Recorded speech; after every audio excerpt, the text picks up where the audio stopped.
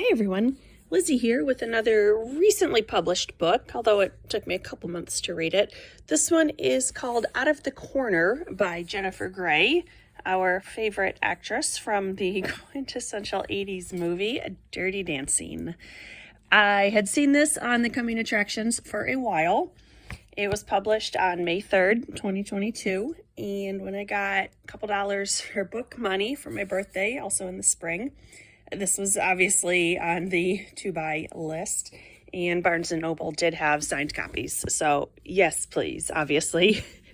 I bought it the day it was published, and it took me until mid-October to read it. No particular reason. I had just gotten distracted by other books. I have a bit of a book buying problem, and the most interesting book to me is always the one that I just bought. So this one just kind of got pushed aside, and nothing against her. It was just one of those things. So the book is arranged in 3 parts with a prologue, and the prologue is 20 pages with the story of her nose job that completely changed her look and basically shut her out of Hollywood for a while. She blames her mom for the nose job, that she kind of liked her nose, and after Dirty Dancing wasn't really getting many roles, so when mom suggested she tweak her nose a little bit, she did, and it wound up drastically changing her appearance. So the first part of the book is just called Part 1, and it talks about her parents, her grandparents, her upbringing, moving back and forth between New York and LA, seemingly every year. Her start into acting, she actually did the neighborhood playhouse as opposed to commercials or anything, and she had, moderate success. There were a lot of stories here that were introduced and then not really resolved or not even mentioned again. So at one point she's bemoaning all the bad relationships she has had, saying they left her with a bunch of heartbreak and unwanted STDs and unplanned pregnancies. And it's like, whoa, where are those stories? They're just gone. So the first part, very clear, she has definite hero worship of her dad, who is a stage performer. He's going to win a Tony for Cabaret. Maybe it was an Oscar. It must have been an Oscar because he beat everyone in The Godfather.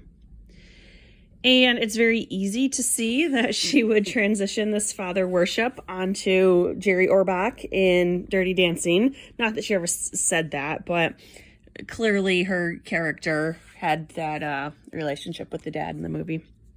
So this, the first part, it really is a lot of rich people problems. And I don't know. I didn't really connect with her or with her first world problems. So I've never had to fly back and forth across the country or date a billionaire who invites me down to Rio for the weekend. And it was very poor little rich girl sort of feel. And it's also very clear that her parents were never going to let her fail. So it just came across as kind of disingenuous. Part 2 is absolutely the reason I bought this book. It's the story of Dirty Dancing. Who doesn't want to read the behind the scenes of that movie?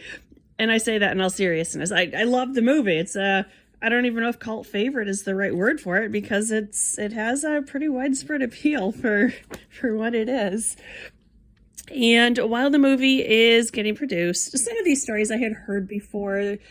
There have been a couple TV shows about the making of or behind the scenes. So it wasn't really anything new, but that's okay. I still liked it. And she was dating Matthew Broderick at the time.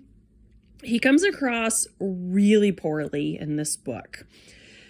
As an example, they had gone to his parents' place in Ireland for a couple days, a week or so.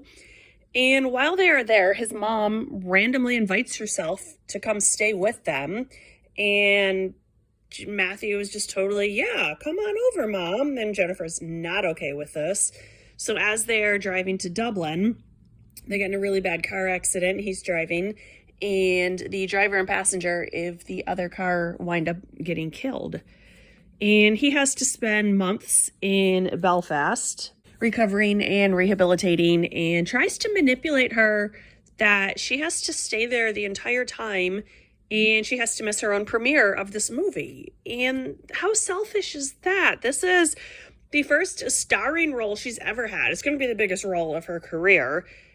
And he has been in a lot more movies than she has. So he has kind of that snotty, you don't need it, this is beneath you, don't waste your time mentality. And she really wants to go to these premieres, and he needs to quit being a jerk.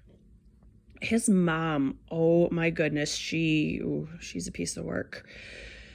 At one point, after they're in this super horrific car accident, Jennifer's crying one night and says, I miss my mom.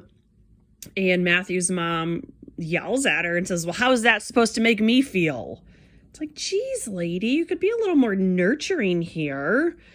And then she outs Jennifer's dad as being gay. And it's like he had hidden that for 50, 60 years. And she just takes it upon herself to out him. And she says that Jennifer and mom were the only ones who didn't see it. But it's like, still, that's not her place to say that. So Dirty Dancing happens. She also dates Johnny Depp for a while. That did not end well, and she had a horrible experience on the Carson show. She also had a lot of substance abuse problems. Part 3 is more of her adult life, where she gets in a relationship with a man, as opposed to all these boys she had been with. She goes on Dancing with the Stars, and then she reflects on her life now.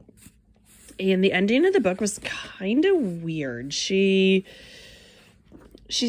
like, I couldn't tell if she and her husband had broken up or not. It was super unclear. And I think even with just like one or two sentences, that should have been better written.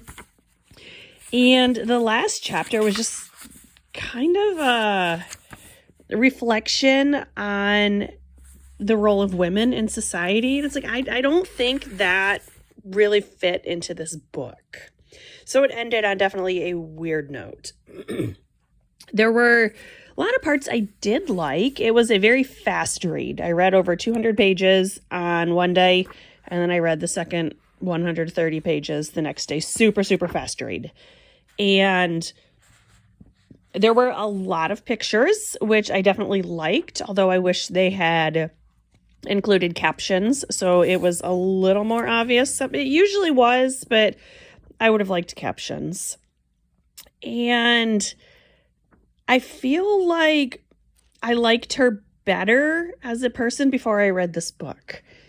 Like, this book really tainted who I thought she was. She was very much a wild child in her 20s, and while most people grow out of that, she seemingly didn't until she was like 40. She was saying she was a regular drinker, heavy pot smoker every day. And it's like, Jenny, at some point you need to grow up and get past all of that. There were also a lot of instances in her teen years and early 20s where she just came across as mean.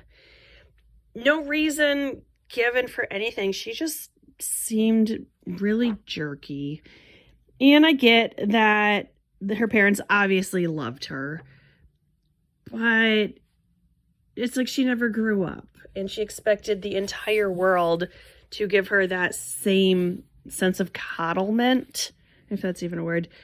And I just found her to be really spoiled and jerky. So, I mean, in retrospect, I probably should have just read part 2. That's the part I was interested in, the Dirty Dancing part. The rest of it, I absolutely could have lived without. So it was kind of a mixed bag. I mean, I spent a weekend reading it, so it's not a huge time investment, and I guess it was worth it for the Dirty Dancing part.